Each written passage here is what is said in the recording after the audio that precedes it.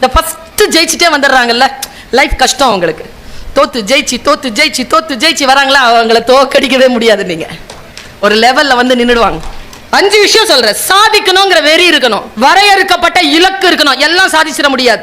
எல்லாத்தையும் மாற்றி சிந்திக்கின்ற அந்த மனப்பான்மை இருக்கணும், விளைவுகளுக்கு பொறுப்பெடுத்துக் கொள்ளணும், தன்னம்பிக்கை இருக்கணும். இந்த 5 மேட்டர் இருந்துச்சுன்னா இந்த ஸ்மார்ட்னஸ் வரும். இந்த 5 விஷயம் இருக்கா? கேள்வி பதில்களில் 120 கேள்விகளும் 120 பதில்களும் உண்டு. எது பகை, எது பண்பு, யார் நண்பன், எது பயணம், எது மரணம், எது அற்பமானது, எது அதிசயம். சூப்பரா சொல்றான். எது அதிசயம் சொல்லும் போது தான் சூப்பரா இருந்தது அந்த பதில். டெய்லி சாவை பார்த்தாலும் தான் சாவவே மாட்டோம்னு நினைக்கிறானே இந்த மனுஷன் வந்து அதிகமான அதிசயம்ன்றான் தர்ம. எது அற்பமானதுன கவலை தான் அப்படிங்கிறான். கவலையை விட அற்பமானது உலகத்தில் எதுவும் இல்லை என்கிறான். உன் காரணங்களால் நீ தோற்கடிக்கப்படுகின்ற பொழுது அந்த காரணங்களின் மீது மட்டும் சந்தேகம் வராதது ஏன்? இப்படி கேட்கிறான் ரூமி.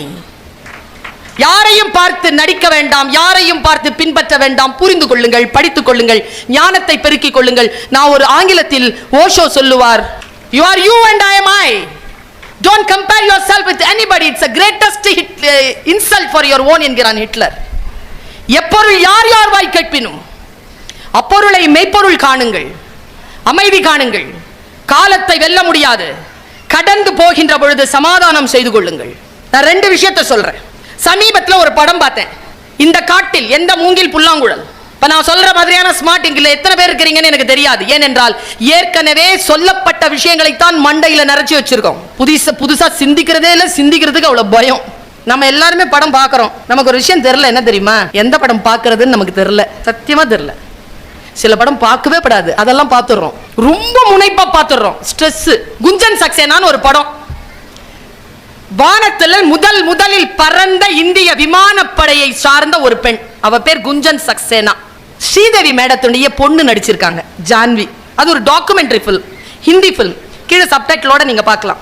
ரொம்ப குண்டா இருக்கு அந்த பொண்ணு, ட்ரை பண்றா, நாம் பறக்கணும் அப்படின்றா, போறா வர, அந்த ஸ்ட்ரகிள்லாம் நிறைய இருக்கு. கடைசியா ரிஜெக்ட் பண்ணப்படுறா, மறுபடியும் வெயிட்டை குறைக்கிறா, போறா, ஜாயின் பண்ணிட்டா. இப்ப கிளைமேக்ஸ் பாருங்க. இங்க யாராவது அப்படி ஸ்மார்ட்டா இருக்கிறீங்களா? இல்ல தகப்பன்மார்களே, தாய்மார்களே, உங்கள் குழந்தைக்கு இந்த ஸ்மார்ட்னஸ் சொல்லி தரீங்களா? அவ கடைசியா செலக்ட் ஆயிட்டாங்க. 4 பேர் செலக்ட் ஆறாங்க. 4 பேர்ல 2 பேருக்கு தான் வாய்ப்பு. 4வது மாடிக்கு பயிற்சி கூட்டு போறான். 4வது மாடியில வெளியில இவங்க எல்லாம் உட்கார்ந்துருக்காங்க. ஒன்னொன்னா வெளியில வருது.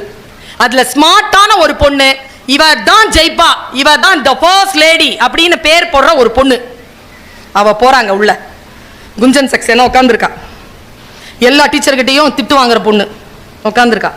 முயற்சி செஞ்சு தோப்பா, முயற்சி செஞ்சு ஜெயிப்பா, தோப்பா, முயற்சி செஞ்சு ஜெயிப்பா, அந்த மாதிரியான பொண்ணு. மேல ஏறா 4வது மாடி. 4வது மாடியில ஒரு ஜன்னல் அப்படி திறந்து விடுறாங்க. திறந்து விட்ட உடனே ஃபர்ஸ்ட் பொண்ண சொல்றாங்க, கிளைம். அவர் இப்படி நிக்கிறார் அந்த மாஸ்டர். கிளைம் அப்படின்ன உடனே நம்ம மேல ஏறிட்டான். இன்ஸ்ட்ரக்ஷன் ஃபோர்ஸ்ல, ஏர்ஃபோர்ஸ்ல, டிஃபென்ஸ்ல ஆர்டர் உடனே கேட்கணும்ல. ஜம்ப்.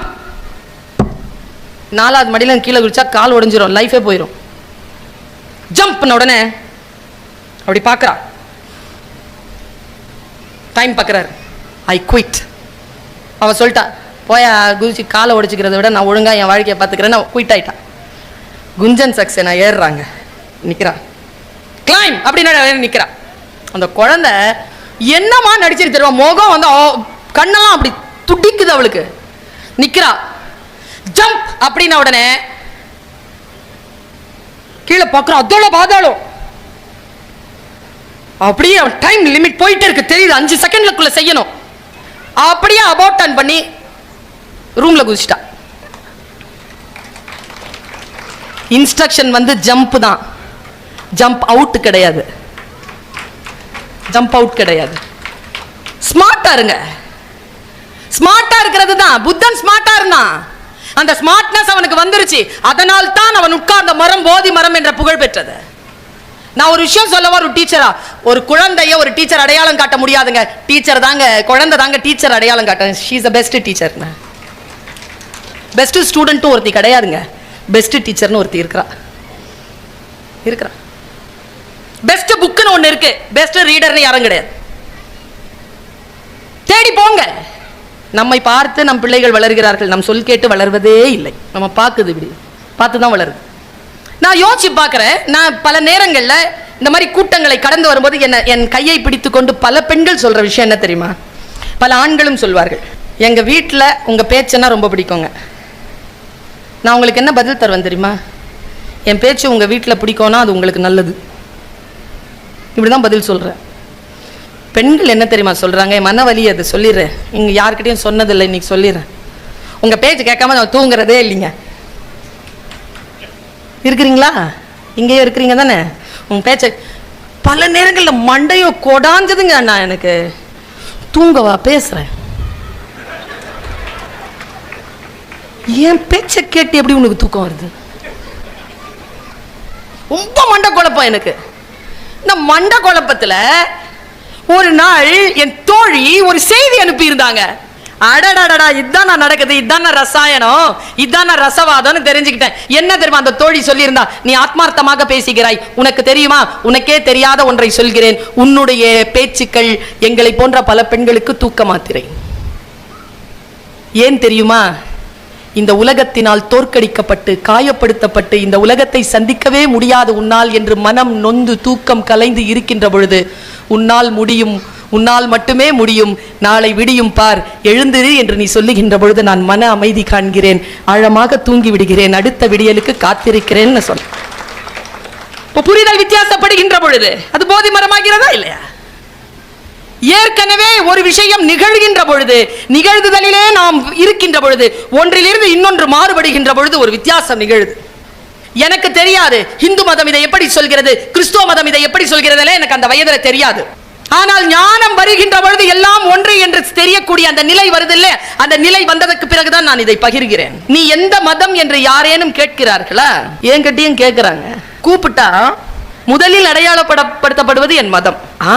மதம் கூட ரெண்டாவது தான். ஃபர்ஸ்ட் பொண்ணு, ரெண்டாவது மதம், மூன்றாவது ஜாதி. நல்ல வேளை எனக்கு இருக்கிற மதத்துக்கு ஜாதி இல்ல இல்ல தெரியாது. தெரிஞ்சா சொல்லிட்டு தான் இருப்போம்.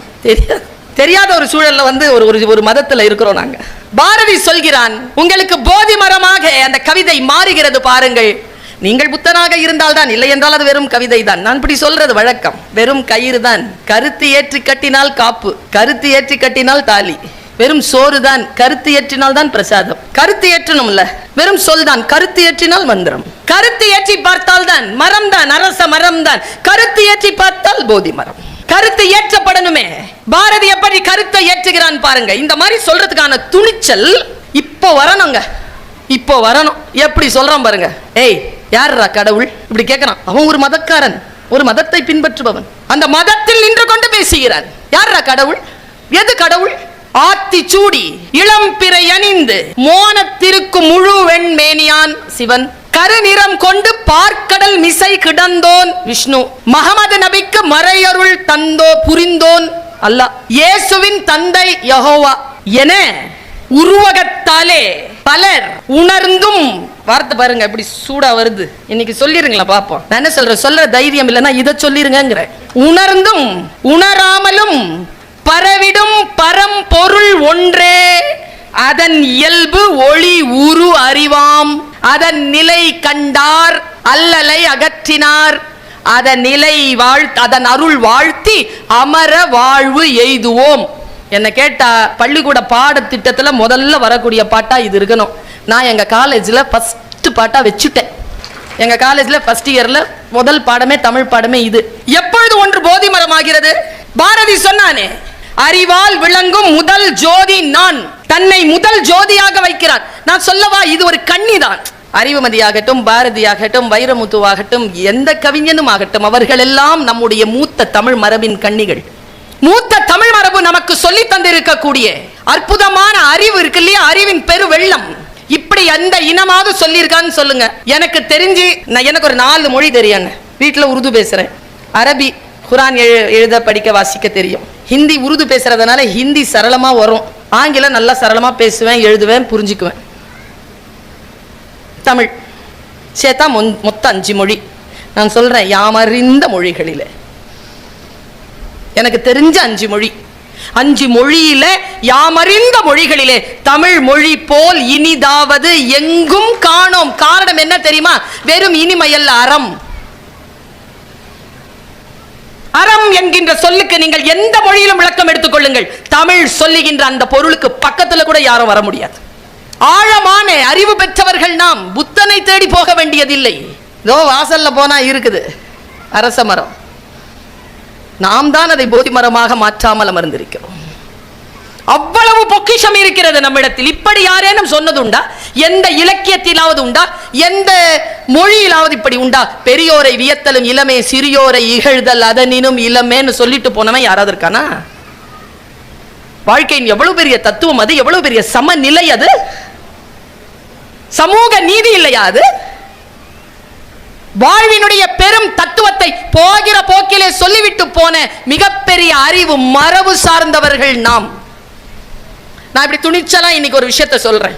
இந்தியாவில் வட மாநிலத்தில் ஒரு பள்ளிக்கூடத்தில் ஒரு ஆசிரியர் ஒரு 7 வயது குழந்தைய மற்ற மாணவர்கள் எல்லாம் கூப்பிட்டு பேரை சொல்லி, ஜாதியை சொல்லி, மதத்தை சொல்லி அடிக்க சொல்றாங்க.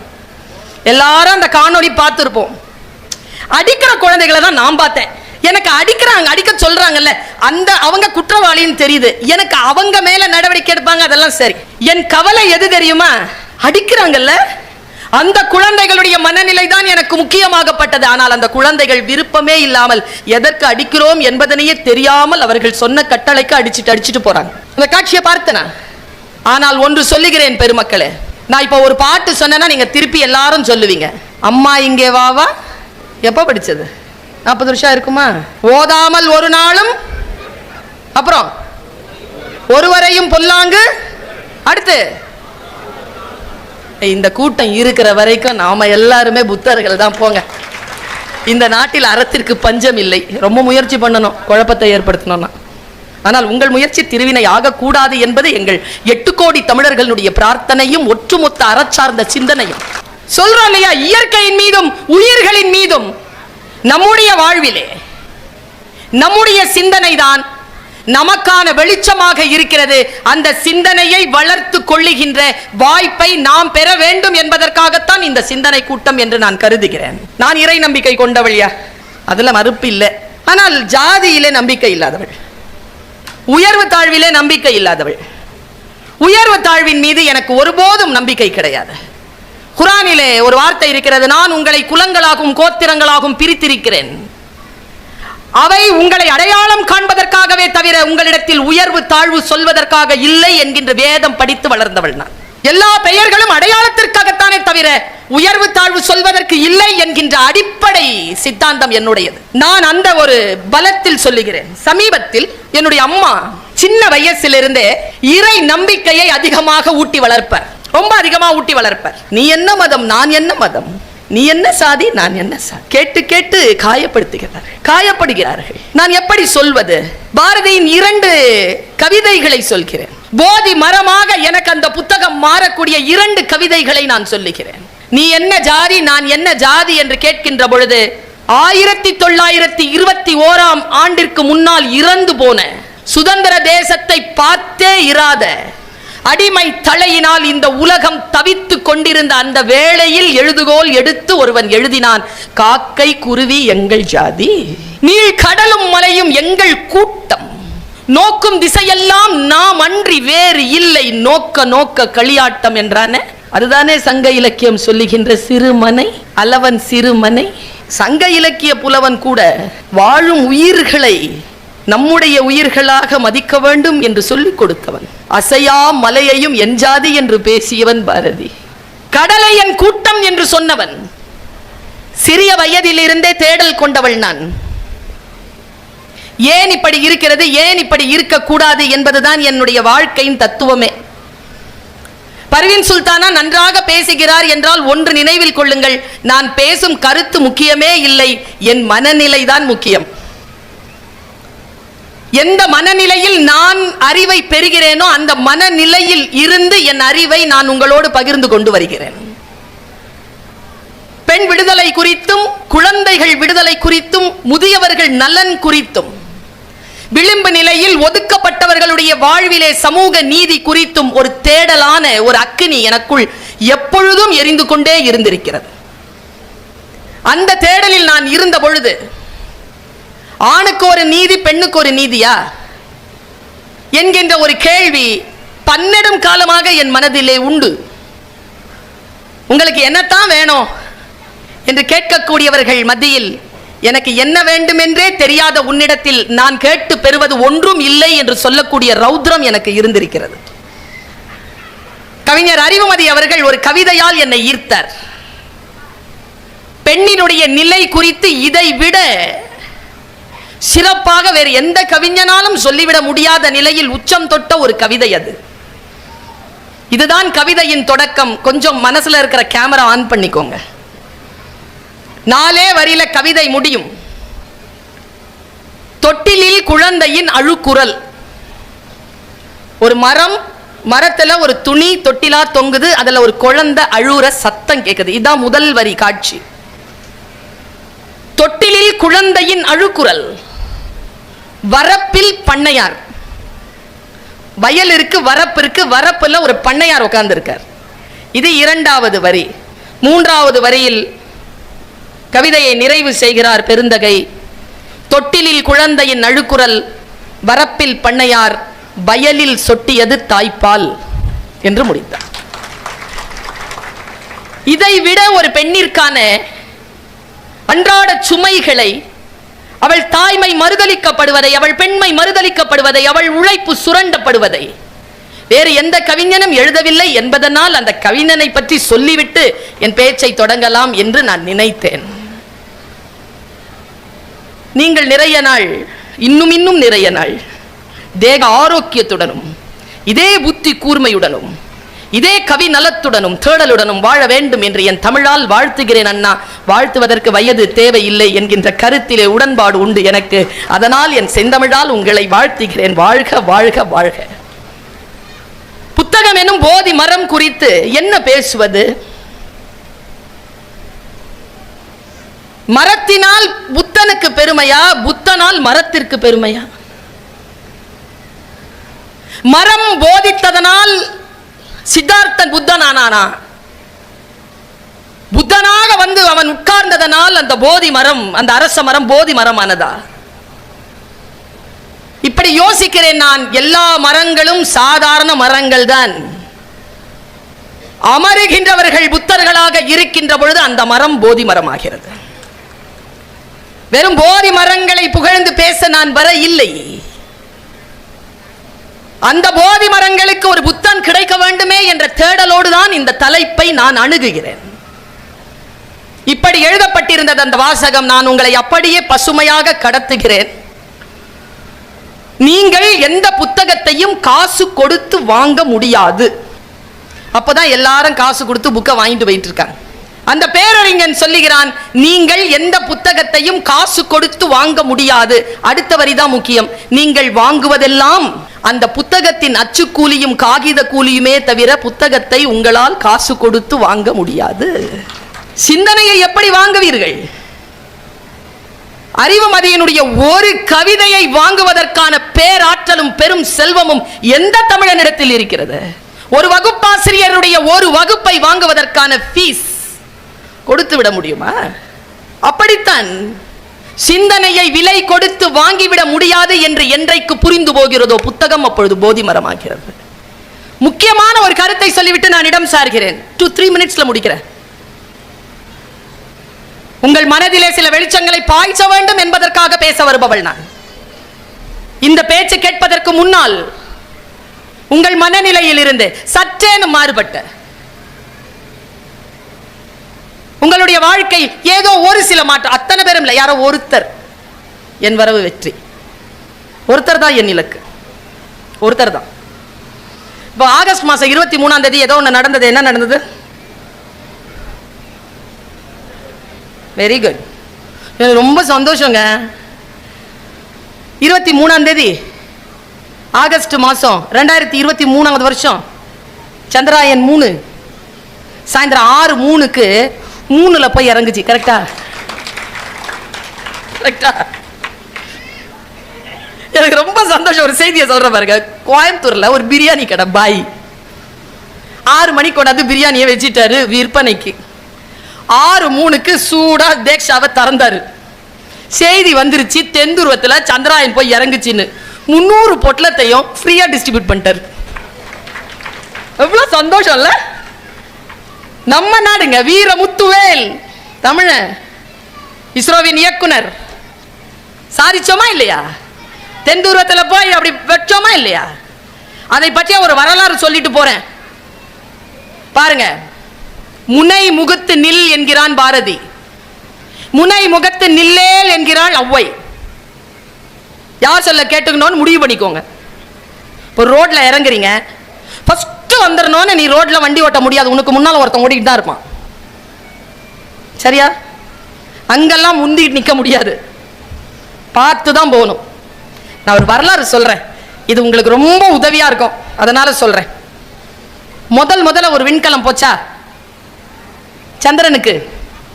சந்திரனுடைய நிலத்துல முதல்ல கால் வச்சது யாரு? சொல்லுங்க.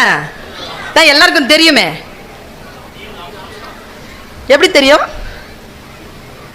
நான் சொல்லவா எப்படி தெரியும்? சிலதுக்கு தான் படிச்சு தெரியும். நம்மள நிறைய பேருக்கு சந்திரனை தொட்டது யார் ஆம்ஸ்ட்ராங்கோ, அதுல தான் தெரியும் நீல் ஆம்ஸ்ட்ராங் தான் ஃபர்ஸ்ட் தொட்டதுன்னு. இந்த வரலாறு தெரியுமா? ஃபர்ஸ்ட் போய் சந்திரன் மண்டலத்துல இறங்குச்சுல விண்கலம், அதுல ஓட்டிட்டு போன பைலட் இருக்காருல்ல, அந்த பைலட் நீல் ஆம்ஸ்ட்ராங் கிடையாது. நான் இதை சொன்னேன்னு வச்சுக்கோங்க, உங்களுக்கு உண்மையாவே ஒரு ஒரு வெளிச்சம் கிடைக்கும், ஒரு சின்ன ஒளிவட்டம். அந்த கலத்தை ஓட்டிய பைலட் பேரு எட்வின் சி ஆல்ட்ரின். 12 வருஷம் மூன் வாக் பண்ணவன், 3 வருஷம் வீட்டுக்கு கூட போகாம புவியியல் சக்தி இல்லாமல் இருக்கின்ற இடத்தில் நீந்தி நீந்தி நடந்து நடந்து பயிற்சி பெற்ற இன்டென்ஸ் ட்ரெய்னர் அந்த கலத்தின் பைலட்.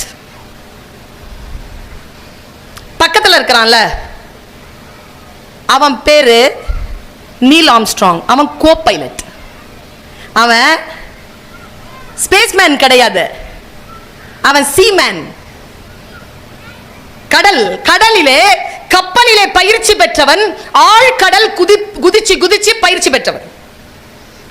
அங்க புவியீர்ப்பு சக்தி இருக்காது, பயங்கர பயிற்சி அவனுக்கு.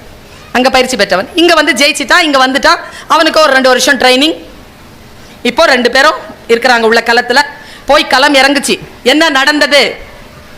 உங்கள் அத்துணை பேருக்கும் சொல்கிறேன், நீங்கள் வாழ்க்கையில் மாணவராக இருக்கலாம், அதிகாரிகளாக இருக்கலாம், குடும்ப தலைவர்களாக இருக்கலாம், உறுப்பினர்களாக இருக்கலாம், தொழிலாளர்களாக இருக்கலாம், யார் வேண்டுமானாலும் இருக்கலாம். யார் வெற்றியாளர்கள்? எந்த துறையை நீங்கள் சார்ந்தவராக இருந்தாலும் அந்த துறையில் யார் ஜெயிப்பார்கள் என்பதை சொல்கிறேன். களம் போய் இறங்கிருச்சு, கதவு திறக்குது, நாசால இருந்து அறிவிப்பு வந்தது. Now the pilot shall pass. Pilot குதிக்கலாம், ஆர்டர் வந்துருச்சு. இப்ப நான் தான் எட்வின் சி ஆல்ட்ரின் நிக்கிறேன். 12 வருஷம் ட்ரைனிங். என்ன ட்ரைனிங் தெரியுமா? புறா ட்ரைனிங் நினைக்கிறேன். அவன் குதிச்சு பழகினதெல்லாம் வந்து ஆர்டிபிஷியல்.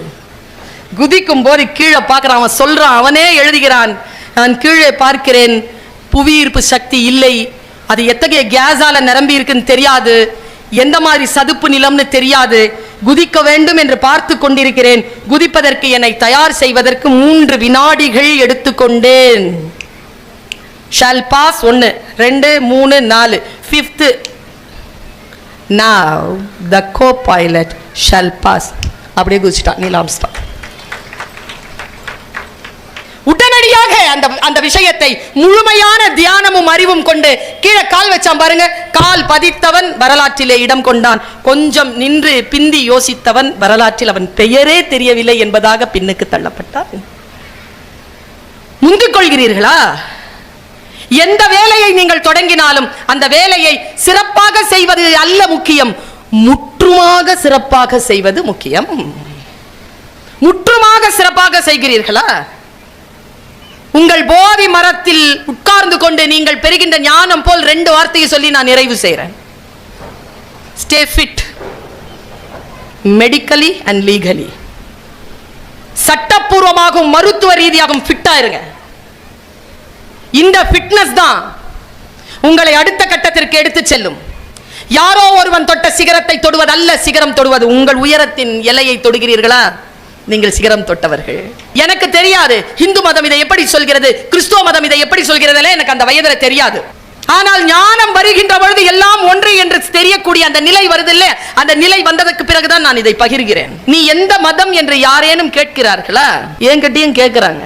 கூப்பிட்டா முதலில் அடையாளப்படுத்தப்படுவது என் மதம். மதம் கூட ரெண்டாவது தான். ஃபர்ஸ்ட் பொண்ணு, ரெண்டாவது மதம், மூன்றாவது ஜாதி. நல்ல வேளை எனக்கு இருக்கிற மதத்துக்கு ஜாதி இல்ல இல்ல தெரியாது. தெரிஞ்சா சொல்லிட்டு தான் இருப்போம். தெரியாத ஒரு சூழல்ல வந்து ஒரு மதத்துல இருக்கிறோம் நாங்க. பாரதி சொல்கிறான், உங்களுக்கு போதி மரமாக அந்த கவிதை மாறுகிறது பாருங்கள். நீங்கள் புத்தனாக இருந்தால் தான், இல்லை என்றால் அது வெறும் கவிதை தான். நான் இப்படி சொல்றது வழக்கம். வெறும் கயிறு தான். கருத்து ஏற்றி கட்டினால் காப்பு, கருத்து ஏற்றி கட்டினால் தாலி.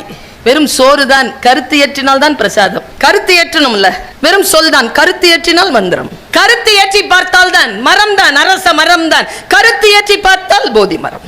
கருத்து ஏற்றப்படணுமே. பாரதி எப்படி கருத்தை ஏற்றுகிறான் பாருங்க. இந்த மாதிரி சொல்றதுக்கான துணிச்சல் இப்போ வரணுங்க, இப்போ வரணும். எப்படி சொல்றான் பாருங்க. ஏய் யாரா கடவுள் இப்படி கேட்கிறான். அவன் ஒரு மதக்காரன், ஒரு மதத்தை பின்பற்றுபவன். அந்த மதத்தில் நின்று கொண்டு பேசுகிறான். யாரா கடவுள்? எது கடவுள்? ஆத்தி சூடி இளம் பிறை அணிந்து மோனத்திற்கு முழு வெண்மேனியான் சிவன், கருநிறம் கொண்டு பார்க்கடல் மிசை கிடந்தோன் விஷ்ணு, மகமது நபிக்கு மறையருள் தந்தோ புரிந்தோன் அல்லாஹ், இயேசுவின் தந்தை யெகோவா என உருவகத்தாலே பலர் உணர்ந்தும். வார்த்தை பாருங்க எப்படி சூடா வருது. இன்னைக்கு சொல்லிருங்களா பாப்போம். நான் என்ன சொல்றேன், சொல்ற தைரியம் இல்லைன்னா இதை சொல்லிருங்கிற. உணர்ந்தும் உணராமலும் பரவிடும் பரம் பொருள் ஒன்றே, அதன் இயல்பு ஒளி உரு அறிவாம், அதன் நிலை கண்டார் அல்லலை அகற்றினார், அதன் நிலை அதன் அருள் வாழ்த்தி அமர வாழ்வு எய்துவோம். என்ன கேட்டா பள்ளிக்கூட பாடத்திட்டத்துல முதல்ல வரக்கூடிய பாட்டா இது இருக்கணும். நான் எங்க காலேஜ்ல ஃபர்ஸ்ட் பாட்டா வச்சுட்டேன். எங்க காலேஜ்ல ஃபர்ஸ்ட் இயர்ல முதல் பாடமே தமிழ் பாடமே இது. எப்பொழுது ஒன்று போதி மரம் ஆகிறது? பாரதி சொன்னானே, அறிவால் விளங்கும் முதல் ஜோதி நான். தன்னை முதல் ஜோதியாக வைக்கிறான். நான் சொல்லவா, இது ஒரு கன்னிதான். அறிவுமதியாகட்டும், பாரதியாகட்டும், வைரமுத்துவாகட்டும், எந்த கவிஞனும் ஆகட்டும், அவர்கள் எல்லாம் நம்முடைய மூத்த தமிழ் மரபின் கன்னிகள். மூத்த தமிழ் மரபு நமக்கு சொல்லி தந்திருக்கக்கூடிய அற்புதமான அறிவு இருக்கு இல்லையா, அறிவின் பெரு வெள்ளம். இப்படி எந்த இனமாவது சொல்லியிருக்கான்னு சொல்லுங்க. எனக்கு தெரிஞ்சு எனக்கு ஒரு 4 மொழி தெரியும். வீட்டில் உருது பேசுறேன், அரபி குரான் எழுத படிக்க வாசிக்க தெரியும், ஹிந்தி உருது பேசுறதுனால ஹிந்தி சரளமா வரும், ஆங்கிலம் நல்லா சரளமா பேசுவேன், எழுதுவேன், புரிஞ்சுக்குவேன். தமிழ் சேர்த்தா மொத்தம் 5 மொழி. நான் சொல்றேன், யாமறிந்த மொழிகளிலே எனக்கு தெரிஞ்ச 5 மொழி. 5 மொழியில யாமறிந்த மொழிகளிலே தமிழ் மொழி போல் இனிதாவது எங்கும் காணோம். காரணம் என்ன தெரியுமா? வெறும் இனிமையல்ல, அறம். அறம் என்கின்ற சொல்லுக்கு நீங்கள் எந்த மொழியிலும் விளக்கம் எடுத்துக்கொள்ளுங்கள், தமிழ் சொல்லுகின்ற அந்த பொருளுக்கு பக்கத்துல கூட யாரும் வர முடியாது. ஆழமான அறிவு பெற்றவர்கள் நாம். புத்தனை தேடி போக வேண்டியதில்லை. இதோ வாசல்ல போனா இருக்குது அரச மரம்.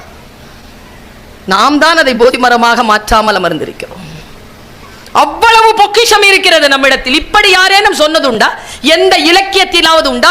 எந்த மொழியிலாவது இப்படி உண்டா? பெரியோரை வியத்தலும் இளமே, சிறியோரை இகழ்தல் அதனினும் இளமேன்னு சொல்லிட்டு போனவன் யாராவது இருக்கானா? வாழ்க்கையின் எவ்வளவு பெரிய தத்துவம் அது, எவ்வளவு பெரிய சமநிலை அது, சமூக நீதி இல்லையா அது?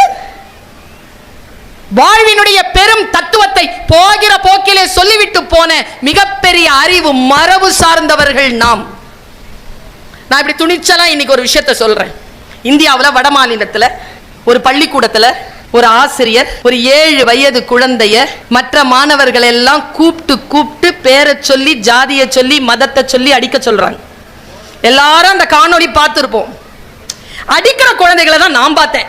எனக்கு அடிக்க சொல்றாங்கல்ல, அந்த அவங்க குற்றவாளின்னு தெரியுது. எனக்கு அவங்க மேல நடவடிக்கை எடுப்பாங்க, அதெல்லாம் சரி. என் கவலை எது தெரியுமா? அடிக்கிறாங்கல்ல அந்த குழந்தைகளுடைய மனநிலை தான் எனக்கு முக்கியமாகப்பட்டது. ஆனால் அந்த குழந்தைகள் விருப்பமே இல்லாமல் எதற்கு அடிக்கிறோம் என்பதனையே தெரியாமல் அவர்கள் சொன்ன கட்டளைக்கு அடிச்சிட்டு போறாங்க. அந்த காட்சியை பார்த்தனா. ஆனால் ஒன்று சொல்லுகிறேன் பெருமக்களே, நான் இப்ப ஒரு பாட்டு சொன்னேன்னா நீங்க திருப்பி எல்லாரும் சொல்லுவீங்க, அம்மா இங்கே வாவா எப்ப படிச்சது? 40 வருஷம் இருக்குமா? ஓதாமல் ஒரு நாளும், அப்புறம் ஒருவரையும் பொல்லாங்கு. அடுத்து இந்த கூட்டம் இருக்கிற வரைக்கும் நாம எல்லாருமே புத்தர்கள் தான். போங்க, இந்த நாட்டில் அறத்திற்கு பஞ்சம் இல்லை. ரொம்ப முயற்சி பண்ணணும் குழப்பத்தை ஏற்படுத்தணும்னா. ஆனால் உங்கள் முயற்சி திருவினை ஆகக்கூடாது என்பது எங்கள் 8 கோடி தமிழர்களுடைய பிரார்த்தனையும் ஒட்டுமொத்த அறச்சார்ந்த சிந்தனையும். சொல்றோம் இல்லையா, இயற்கையின் மீதும் உயிர்களின் மீதும் நம்முடைய வாழ்விலே நம்முடைய சிந்தனை தான் நமக்கான வெளிச்சமாக இருக்கிறது. அந்த சிந்தனையை வளர்த்து கொள்ளுகின்ற வாய்ப்பை நாம் பெற வேண்டும் என்பதற்காகத்தான் இந்த சிந்தனை கூட்டம் என்று நான் கருதுகிறேன். நான் இறை நம்பிக்கை கொண்டவழியா, அதுல மறுப்பு இல்லை. ஆனால் ஜாதியிலே நம்பிக்கை இல்லாதவள், உயர்வு தாழ்விலே நம்பிக்கை இல்லாதவள். உயர்வு தாழ்வின் மீது எனக்கு ஒருபோதும் நம்பிக்கை கிடையாது. குர்ஆனிலே ஒரு வார்த்தை இருக்கிறது, நான் உங்களை குலங்களாகவும் கோத்திரங்களாகவும் பிரித்திருக்கிறேன். அவை உங்களை அடையாளம் காண்பதற்காகவே தவிர உங்களிடத்தில் உயர்வு தாழ்வு சொல்வதற்காக இல்லை என்கின்ற வேதம் படித்து வளர்ந்தவள் நான். எல்லா பெயர்களும் அடையாளத்திற்காகத்தானே தவிர உயர்வு தாழ்வு சொல்வதற்கு இல்லை என்கின்ற அடிப்படை சித்தாந்தம் என்னுடையது. நான் அந்த ஒரு பலத்தில் சொல்லுகிறேன். சமீபத்தில் என்னுடைய அம்மா சின்ன வயசிலிருந்தே இறை நம்பிக்கையை அதிகமாக ஊட்டி வளர்ப்பார், ரொம்ப அதிகமா ஊட்டி வளர்ப்பார். நீ என்ன மதம், நான் என்ன மதம், நீ என்ன சாதி, நான் என்ன சாதி, கேட்டு கேட்டு காயப்படுகிறார்கள். நான் எப்படி சொல்வது? பாரதியின் 2 கவிதைகளை சொல்கிறேன். போதி மரமாக எனக்கு அந்த புத்தகம் மாறக்கூடிய 2 கவிதைகளை நான் சொல்லுகிறேன். நீ என்ன ஜாதி, நான் என்ன ஜாதி என்று கேட்கின்ற பொழுது 1921ஆம் ஆண்டிற்கு முன்னால் இறந்து போன, சுதந்திர தேசத்தை பார்த்தே இராத அடிமை தலையினால் இந்த உலகம் தவித்து கொண்டிருந்த அந்த வேளையில் எழுதுகோல் எடுத்து ஒருவன் எழுதினான், காக்கை குருவி எங்கள் ஜாதி, நீள் கடலும் மலையும் எங்கள் கூட்டம், நோக்கும் திசையெல்லாம் நாம் அன்றி வேறு இல்லை, நோக்க நோக்க களியாட்டம் என்றானே. அதுதானே சங்க இலக்கியம் சொல்லுகின்ற சிறுமனை, அளவன் சிறுமனை. சங்க இலக்கிய புலவன் கூட வாழும் உயிர்களை நம்முடைய உயிர்களாக மதிக்க வேண்டும் என்று சொல்லிக் கொடுத்தவன். அசையா மலையையும் என் ஜாதி என்று பேசியவன் பாரதி. கடலை என் கூட்டம் என்று சொன்னவன். சிறிய வயதிலிருந்தே தேடல் கொண்டவள் நான். ஏன் இப்படி இருக்கிறது, ஏன் இப்படி இருக்கக்கூடாது என்பதுதான் என்னுடைய வாழ்க்கையின் தத்துவமே. பர்வீன் சுல்தானா நன்றாக பேசுகிறார் என்றால் ஒன்று நினைவில் கொள்ளுங்கள், நான் பேசும் கருத்து முக்கியமே இல்லை, என் மனநிலை தான் முக்கியம்.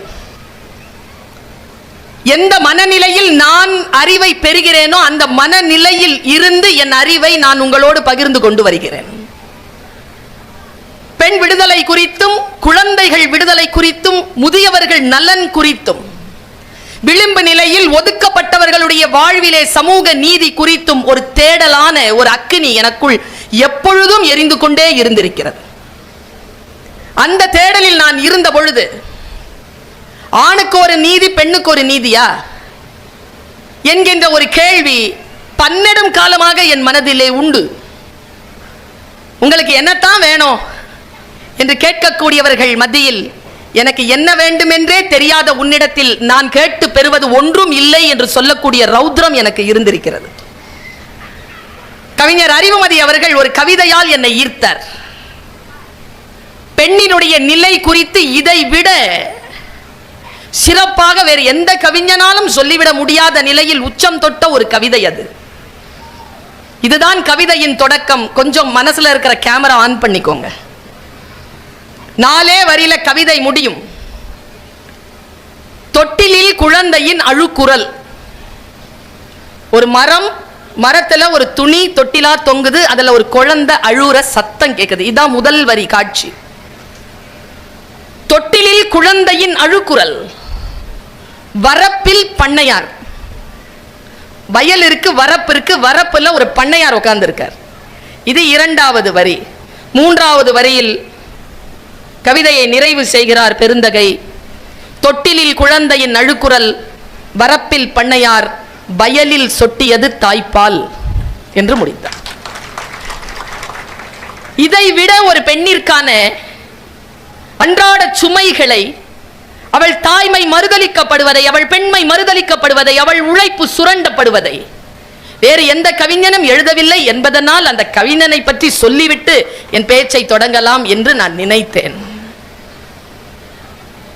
நீங்கள் நிறைய நாள், இன்னும் இன்னும் நிறைய நாள் தேக ஆரோக்கியத்துடனும் இதே புத்தி கூர்மையுடனும் இதே கவி நலத்துடனும் தேடலுடனும் வாழ வேண்டும் என்று என் தமிழால் வாழ்த்துகிறேன் அண்ணா. வாழ்த்துவதற்கு வயது தேவையில்லை என்கின்ற கருத்திலே உடன்பாடு உண்டு எனக்கு. அதனால் என் செந்தமிழால் உங்களை வாழ்த்துகிறேன். வாழ்க வாழ்க வாழ்க. புத்தகம் எனும் போதி மரம் குறித்து என்ன பேசுவது? மரத்தினால் புத்தனுக்கு பெருமையா, புத்தனால் மரத்திற்கு பெருமையா? மரம் போதித்ததனால் சித்தார்த்தன் புத்தன் ஆனானா? புத்தனாக வந்து அவன் உட்கார்ந்ததனால் அந்த போதி மரம், அந்த அரச மரம் போதி மரம் ஆனதா? இப்படி யோசிக்கிறேன் நான். எல்லா மரங்களும் சாதாரண மரங்கள் தான். அமருகின்றவர்கள் புத்தர்களாக இருக்கின்ற பொழுது அந்த மரம் போதி மரமாகிறது. வெறும் போதி மரங்களை புகழ்ந்து பேச நான் வர இல்லை. அந்த போதி மரங்களுக்கு ஒரு புத்தன் கிடைக்க வேண்டுமே என்ற தேடலோடு தான் இந்த தலைப்பை நான் அணுகுகிறேன். இப்படி எழுதப்பட்டிருந்தது அந்த வாசகம். நான் உங்களை அப்படியே பசுமையாக கடத்துகிறேன். நீங்கள் எந்த புத்தகத்தையும் காசு கொடுத்து வாங்க முடியாது.